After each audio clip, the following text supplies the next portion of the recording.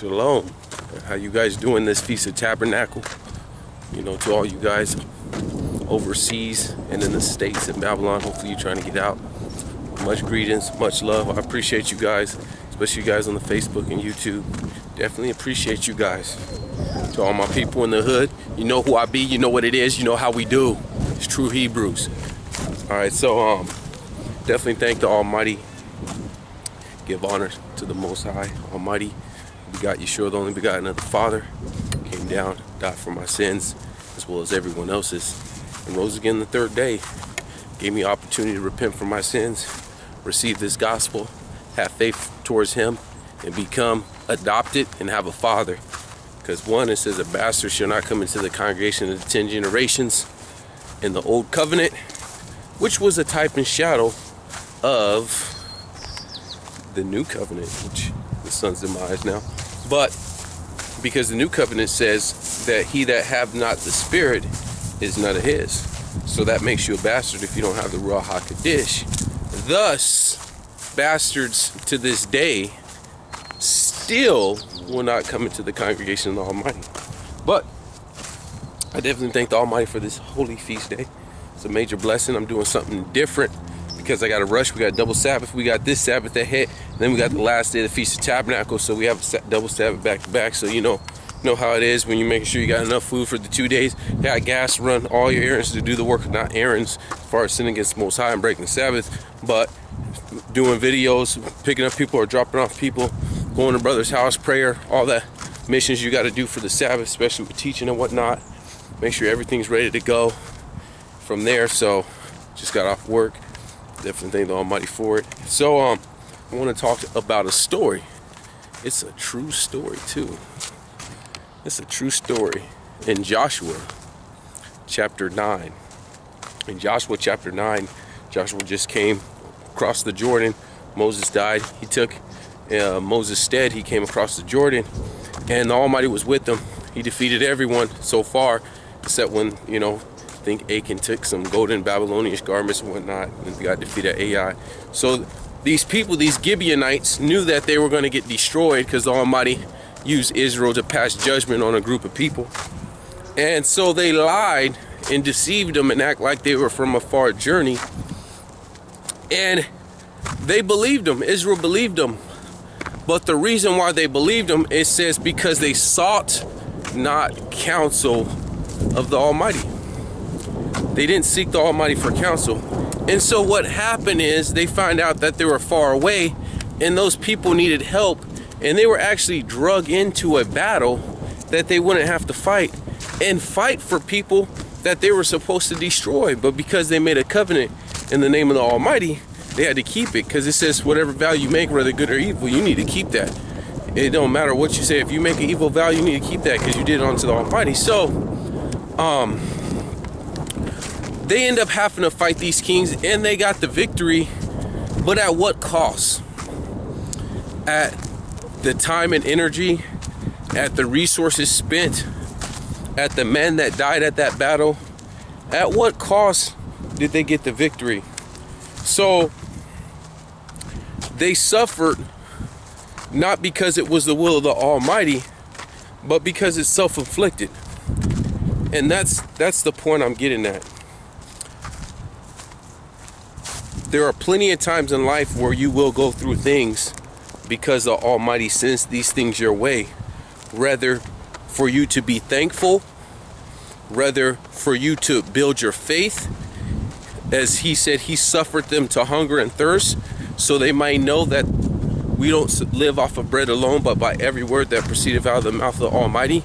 So He'll bring trials just so He could be the deliverer and come out victorious to build your faith in Him. But then there's other situations where you go through things not because the wicked one are enemies, which you do if you serve the Almighty. You will literally have people that try to sabotage you, people that lie and gossip on you, people that hope that you fail and come against you. You will have these people sent by probably the wicked one himself, or their own personal envy or jealousy, or they get convicted when they're around you. They feel condemned when you're around them, whether you're teaching them the gospel or not, just because your light's shining and they live in darkness. But besides these people, it's self-inflicted. And what I see happening is, especially amongst the men, they don't want to get out of their comfort zone to make more money.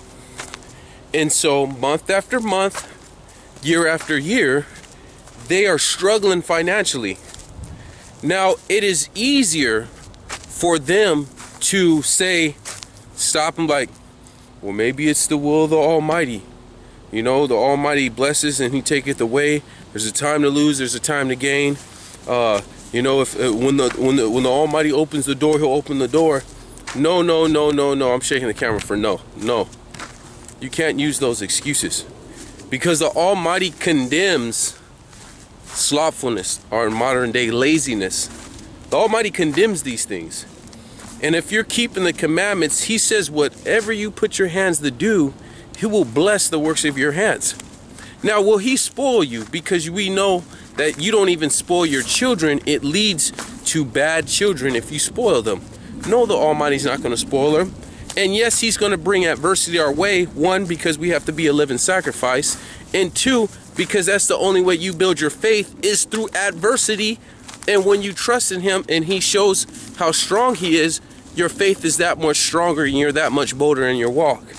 But when you're struggling year after year and you're going to say it's the will of the Almighty, no, that's your will, because you're lazy, because you're not applying yourself. You're not trying to get out your comfort zone. There is a fear of failure.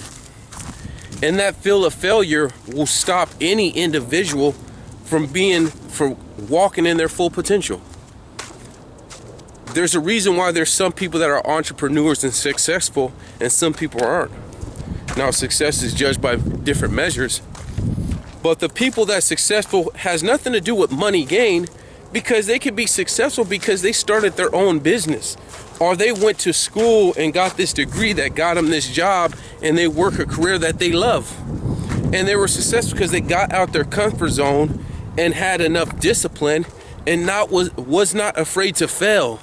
Because no matter what you do that creates a great gain, there's always a great risk. What if I go to school and I don't do good? What if I don't pass this test to be a lawyer? What if I don't pass this test to be a doctor? I heard this test to be a lawyer. A lot of people fail, and you got to repay money. And my contractor's license, a lot of people fail. What if I invest this money in this business and the business don't do good and I fail? There's always that risk. But in order to succeed, you have to not be afraid to fail. You have to literally be willing to fail your way into success. And you have to not be lazy. Now, the scripture says He opens my ear to discipline. So through seeing these scriptures, I understand that you have to sow in order for you to reap. So if I am doing nothing but working at a dead-end job, a cul-de-sac dead-end job, and you know when you have a dead-end job that where you're not going nowhere, and the goals that you have is here, the money you make is here. So for order you to succeed, don't expect no manna to come down. You need to go do something. Because, you know, like they say, insanity, do the same thing and expecting a different result. That's literally what they're doing when they stay at this job and expecting something different. So back to the main point is you have to discipline yourself, whether you're saving money or whether you're be willing to take a risk and get a new job and go out there. You have to have discipline, and you have to have faith that the Almighty will see you through, and you got to get out your comfort zone. It's sad. I've seen people where I try to help them get into my trade, and they fail the test one time, they give up. But you're able to make a lot of money. Why not come back next month, the next 6 months later, and retake this test? Why not restudy and take this test? They get discouraged because they failed the test, and then they just give up. When I became a journeyman, this written test, I didn't save my homework, so I failed it. But I retook it, and I became a journeyman. And because I became a journeyman in San Diego, I was making 38 bucks an hour, $38 an hour. Now I'm up here, praise the Almighty. But anyways, so these people will settle and make 15, 20 bucks, 25 bucks, 22 bucks, when you could be like me, make it, or like people in this trade, not like me, trying to be like me, but and making 38 bucks an hour, and you get raises every couple of years, so you'll be at 44 too, and then they give up. Or they have this job, and I say, hey man, you know, for you to get this job, you gotta come in as an apprentice. I'm like, oh man, I gotta take a pay cut. But yet, if you take this pay cut, yeah, maybe $2 or $3 a pay cut, yeah, it will be tough for a year. But in the end, you will make more money by a lot in the end of 5 years. Way more. And where you're at, which is $3 more than what you come in, is a dead-end job though. You're not gonna get any more. And inflation that rises, the price of gas, the price of food, the price of rent, rises every year. But if your paycheck doesn't rise past inflation, you're actually losing money. For an example, if the price of food goes up 10%, or the price of living goes up 10% a year, and you don't get a 10% raise, then you're actually making less money every year. If you get that 10% raise, you're breaking even. So you're not doing any better year after year. For you have to get more than 10% for you to be excelling in life. And so I see where people have these goals and these dreams, but they put no effort into it. It's you, oh yeah, I'm gonna do this, and you're like, all right, praise Almighty, that's good stuff. And yeah, I'm gonna do this. It's like, all right, cool. And then 6 months later, they're in the same situation. It's like, why didn't you just take my suggestion? Or why didn't you try this route? Why didn't you do some thorough research? Why don't you do your goals, do your dreams? Now, because of that, why does your family have to suffer? Why does your wife and kids, or why do you have to suffer? Why is it that you're going through this stuff? Simply because you don't want to get out your comfort zone. You only want to do what's comfortable for you. And I see people all the time. They've been working at McDonald's the whole time, and they can't fathom doing something different. Oh, you know, I can't, you know, be a supervisor at this, or I can't apply for this job. I got no experience. So what? Apply anyways. What's the worst they can say is no? That's the same thing while I was pulling way more girls than my buddies, simply because I wasn't afraid of rejection. And I pull more girls, and I got rejected more than my buddies. Because if they get at one girl a month, and I'm getting at 15, 20 girls a month, and I get 10 no's, but I got 5 yeses. And that's not being afraid of risk, and that's not being afraid of rejection. And so get your resume going. It shouldn't take, especially you men, why does it take 2 months, 3 months for you to build a resume? You could do that in a day. You know what I'm saying? Go and apply for these jobs. They may say, hey, you know what, you're really not that experienced, but judging by the character you are, I'm gonna give you a chance. And you never know what jobs you could get. You never know what websites you search to get good jobs, what YouTube. You could be self-taught and watch YouTube videos and go apply for this job that you have no experience, but because you watch other people that do have experience, and you know the lingo, and you know what to say, what not to say, and you could wing it and get the job and do well. But you never know until you try. So one, I understand that some people, I'm hitting a lot of notes, some people, it's not that they're afraid of failure, they just have low self-worth and low self-esteem, and they don't believe in themselves that they could be great. But I'm here to tell you today, you can. You can be great, because one, the fact that you're watching this is you're great. And not that I'm such a great person that, you know, you should be honored to watch me or anything, which that would be cool, but because the fact that you're hearing this gospel means that the Almighty loves you, and the Almighty cares for you, and the Almighty thinks you're great. So if the Almighty thinks you're great, why is your judgment greater than His? Why is your judgment greater than His?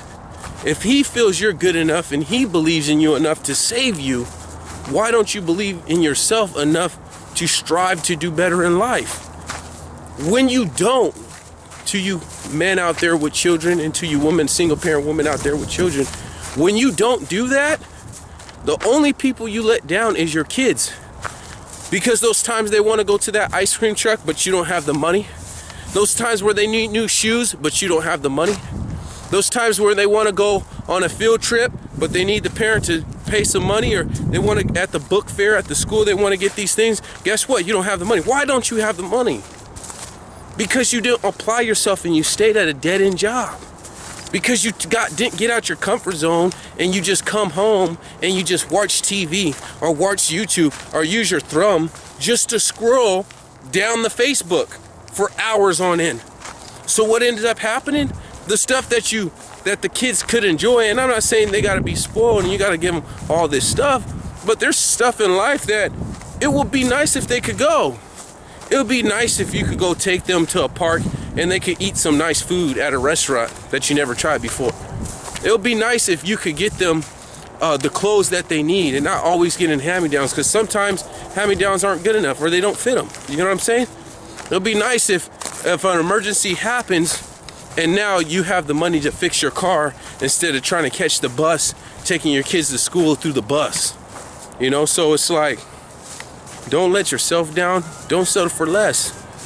You reap what you sow. If you're barely sowing into yourself, then you're not going to reap nothing in yourself. When you keep sowing into Facebook and YouTube, that's all you're going to get. When you sow into, you know what? I'm going to start watching videos on how to fix my own car.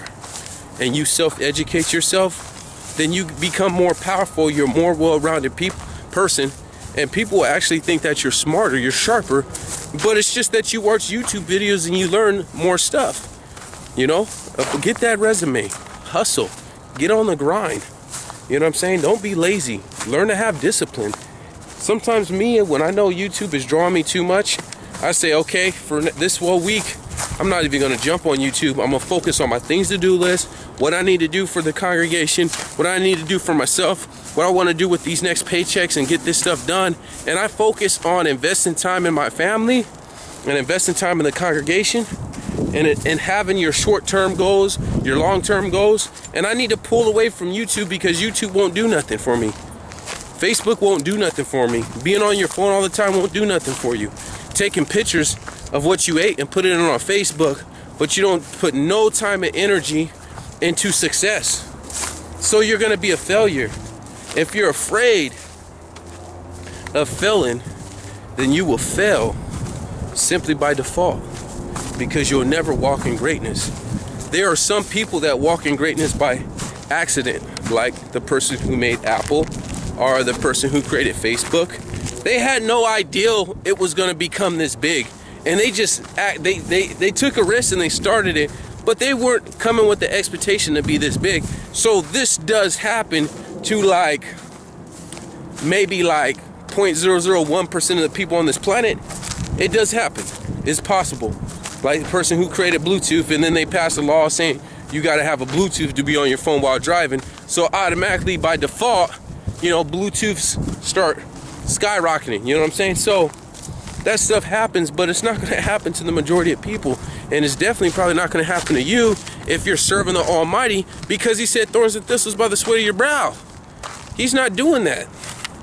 He's not doing that. You're going to have to do it the hard way, because he called you to salvation. So you're going to have to work. So keep pressing, keep striving. Hopefully there's some words of exhortation. I see this problem big time. They got to get out your cup. You men, suck it up. I know. Hey, if you got to go to night school, you got to do what you got to do. If you got to get a second job, you got to do what you got to do. Whatever it takes. Especially if you're saying you're trying to get out of Babylon, or let's say if you're not even in Babylon. Let's say you're already out of Babylon, but you live in, I'm just going to use a random spot. The UK, right? The UK. I'm going to use a random spot. You know, just randomly pick the UK. But you're in the inner city, and when this beast system pops off, there's no way you're going to be growing your own food when it's snowy for months on end. There's no way you're going to be self-sufficient with just a couple of months of food and water. You know? So maybe you got to relocate. Maybe you're in an inner city and you got to relocate, which costs money. And that means you need to save money and you need a discipline. Now, judging from the time that you have and seeing the signs that's going on, you can imagine how much time you have. No one knows. I'm not going to speculate and be a false prophet like the rest of these people. But you say, you know what? I want to be ready for such and such events to happen in such amount of time, then I need to do this, this, and this, and roughly it's going to cost me around this much money, and I need to pull this much to meet my monthly goals and my yearly goals. And you got to go and hustle. You got to go get it. It don't stop. And even if you're at that point, you're like, man, you know what? There's brothers and sisters that they don't have that ability right now. They don't have the finances I have. I need to help my brothers and sisters out. So you still need to be on the hustle, because there's brothers and sisters serving the Almighty. They just don't have that ability. I know this brother, man, he got like 5 kids. You know what I'm saying? So, you know, he wants to do great things, but 5 kids, that's a lot of food. That's a lot of toilet paper. You know what I'm saying? That's a lot of clothes. That's a lot of gas money, taking them there and there. It takes a toll, you know. It takes a toll, you know. But you still got to be on the grind, no matter who you are, no matter what situation. If you're in a mission and you're behind enemy lines, you're low on ammo, you're low on rations, on food, and you still got to complete the mission, no matter what situation, no matter what cards you're given, you got to keep these commandments, and you got to do what's right for your family. And you can't use these excuses, maybe it's the will of the Almighty. Nah. If you're giving it everything you got, and you know within yourself, you know if you're giving it everything you got, if you're giving it everything you got for your family, for the congregation, for the Almighty, and then these situations come your way, then you could come at these situations with boldness, because you know that these situations came directly from the Almighty. It was out of your control. But when you're at a dead-end job, they're playing around with your money, there's no advancements, and even if there is advancements, the likelihood of them giving it to you because you're in the out crowd, probably because you serve the Almighty, or probably because whatever the case, maybe you messed up, maybe you was late a couple of times, the years it's going to take for you to even get that position, you know, is not going to be worth it. Then it's time to jump ship. It's time to jump ship. It's time to jump ship. You know, so hopefully these words help you, especially you, man. Get up on the grind and be the best person you could be. You know what I'm saying? Be well-rounded. I thank you guys. I'm going to try to start calling you guys or saying what's up, you know, through the messenger. I'll put more time and energy in you guys, you ladies, you brothers, that's supporting the Facebook. Even if it's just me saying how you doing and whatnot, or calling you guys up, I'll definitely put more energy on the Sabbaths and go from there. I appreciate you guys. Keep pressing. If you have questions, call me, Teacher Simon, 619-501-1375, and just keep pressing. If you're in the Bay Area, hit me up. I'm up here. This is our new station. I do make trips to Dago, but I'm up here being on the grind. So I'm up here. It's definitely going to help. You're going to see some big things for True Hebrews United coming up. We're definitely doing some big things. I thank the Almighty. I don't like saying stuff until stuff come to pass, because I'm going to prove that just with the little fishes and the little loaves that you put in the Almighty's hands, and let Him bless it. Because I've been faithful to the Most High. You know what I'm saying? Year after year, time will tell all things. I know the people, I've seen a lot of people come and go, and they think they know it all. But because time tells all things, you'll see them come. Oh yeah, you know what? This and this and this, I disagree, or they leave. I'm like, well, if you feel you're right and the Almighty's with you, then why is it 2 years later I'm keeping the commandments and you back out in sin? So apparently the Almighty wasn't with you and you was led by the flesh. Oh no, you know, I disagree and I do this, and they leave and you bounce, and then it's like, all right, I'll just wait a couple of years.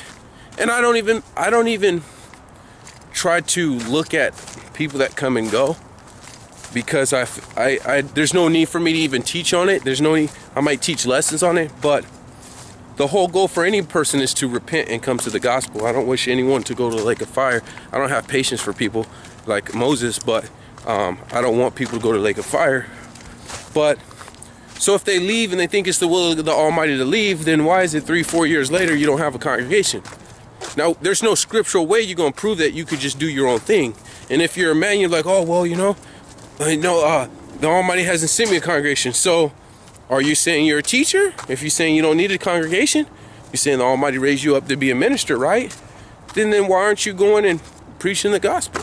Why aren't you going and hitting the streets and handing out tracts? Why aren't you going and doing the work? So time tells all things. These people that leave and come and go, there's a lot of people that the Almighty sent this way, but simply because pride, they don't want to change their dress, or they want to change how they look, or do this, or they will still want to make their way in the Almighty's congregation. You can't force your will. This is what the scripture says. Your will needs to change to His will. You don't force your will on the Holy Scriptures. Then sure enough, 3-4 years later, they don't got a congregation. I thought the Almighty was with you then. Then why don't you have a body of believers that's in your corner? So apparently the Almighty's not with you, but keep pressing, keep striving. Hit me up. You people out there, you got to find a congregation. Try to find some ministers that are in truth. There's a lot of false ones. You know, there's a lot of false camps. There's a lot of false congregations out there, but pray to the Almighty. With all that said being done, say amen. Give the Almighty a hand clap. Shalom.